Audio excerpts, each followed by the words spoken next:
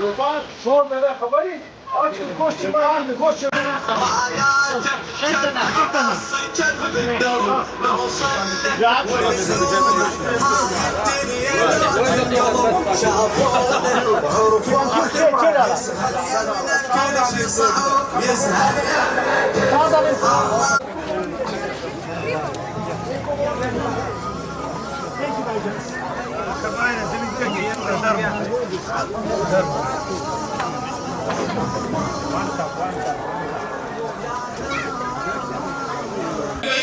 هرچی مادر خواستم این تهیه کرده با همون شکل بزرگ زده در توی خانه که میره مثل فرمانروا حکومت میکنه زن باید مطیع محض باشه هرچی خواست باید زن جواب نکرد انجام نداد و دچار مشکل میشه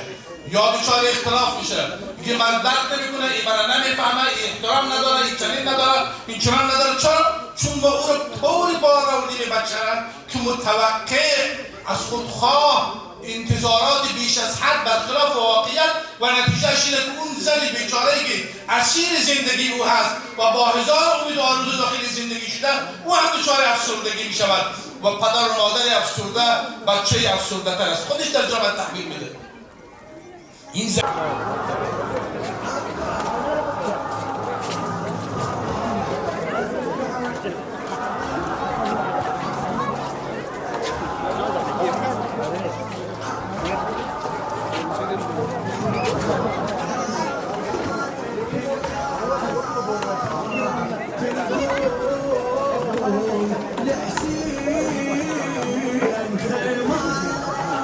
همکارم رفیقم امکاناتش از من بیشتره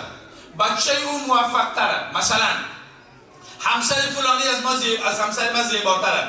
این باعث رنج درونی من می شود و انسان را به گناه به معصیت به خلاف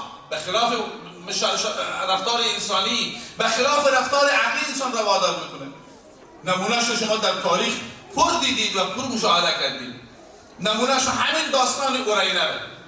این اورینه کیه؟ یک زن عبدالله ابن سلام کیه؟ والی شام از طرف معاویه زن زیبا و همسر زیبایی داره ببینید وقتی که مقایسه به میان آمد نتیجهش اینه یزید زن داره یزید پسر